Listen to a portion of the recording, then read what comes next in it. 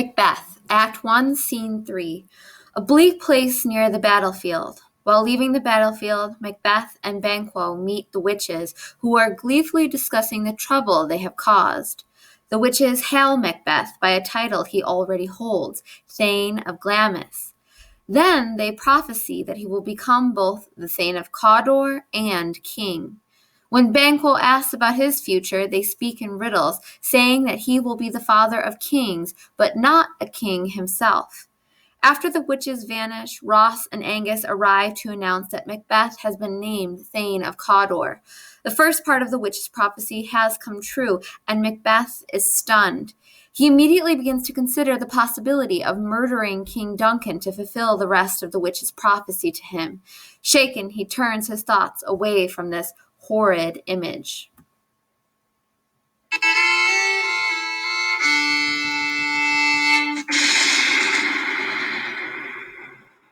Where hast thou been, sister?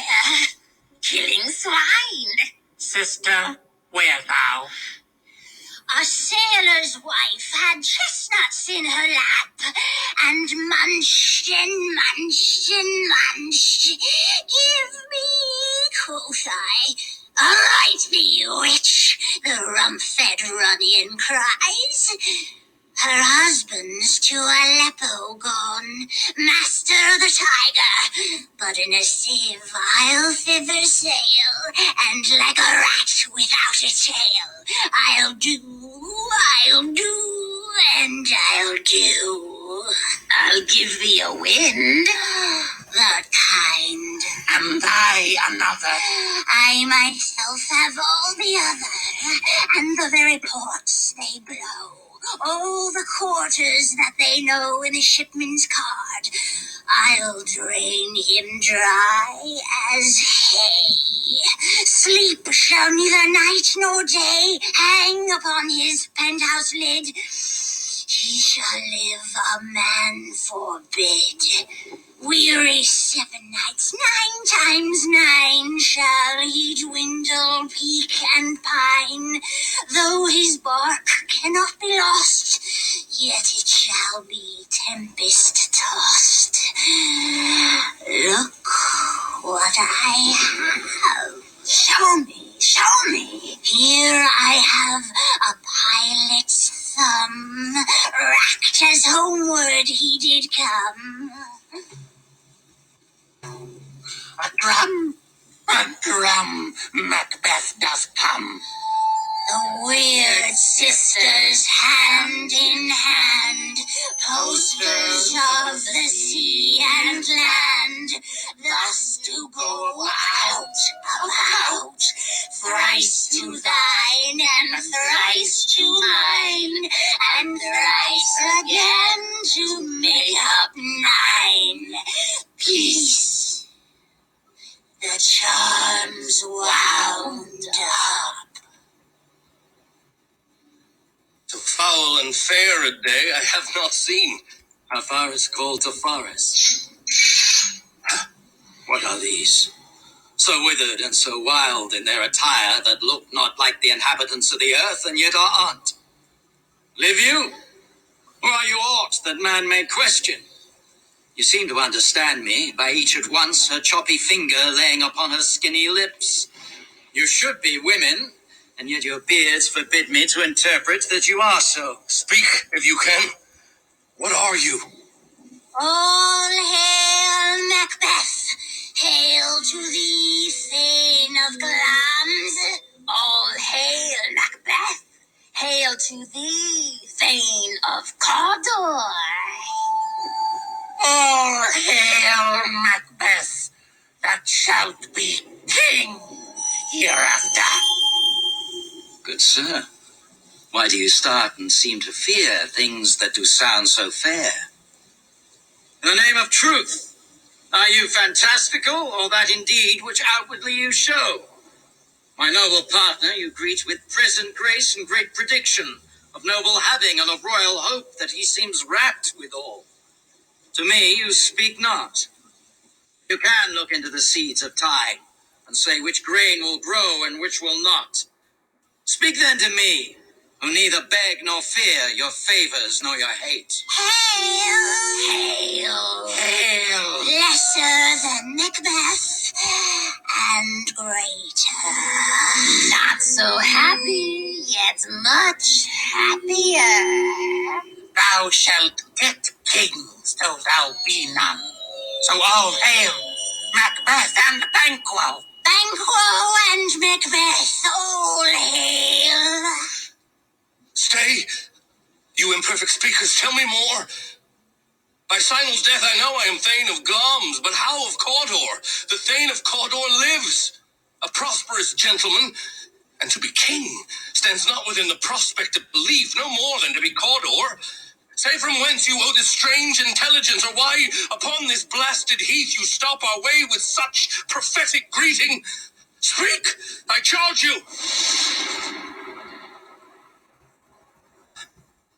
Earth hath bubbles as the water has, and these are of them. Whither are they vanished? Into the air, and what seemed corporal melted as breath into the wind. Would they had stayed. Were such things here as we do speak about? Or have we eaten on the insane root that takes the reason prisoner? Your children shall be kings. You shall be king.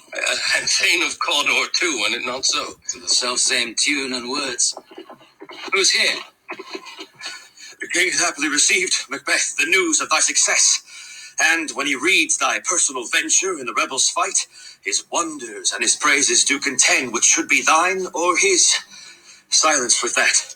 In viewing o'er the rest of the self-same day, he finds thee in the stout Norwegian ranks, nothing afeard of what thyself didst make, strange images of death.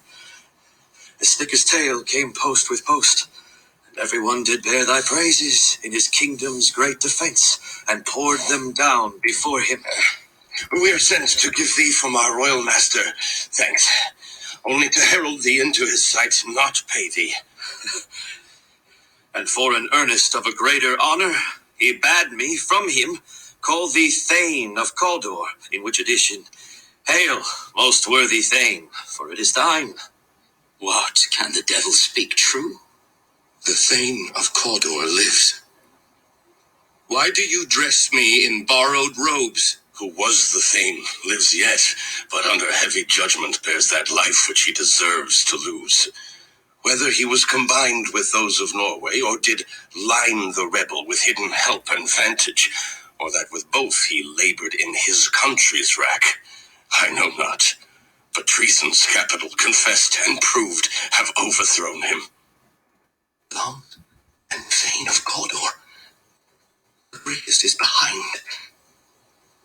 Thanks for your pains. Do you not hope your children shall be kings, when those that gave the Thane of Cawdor to me promise no less to them? That trusted home might yet enkindle you unto the crown, besides the Thane of Cawdor. But 'tis strange, and oftentimes to win us to our harm, the instruments of darkness tell us truths, win us with honest trifles, to betray us in deepest consequence. Cousins, a word, I pray you. Two truths are told as happy prologues to the swelling act of the imperial theme. I thank you, gentlemen. This supernatural soliciting cannot be ill, cannot be good. If ill, why hath it given me earnest of success, commencing in a truth? I am Thane of Cawdor. If good, why do I yield to that suggestion whose horrid image doth unfix my hair and make my seated heart knock at my ribs against the use of nature? Present fears are less than horrible imaginings. My thought, whose murder yet is but fantastical, shakes so my single state of man that function is smothered in surmise, and nothing is but what is not. Look how our partners rap. If chance will have me king, why chance may crown me without my stir.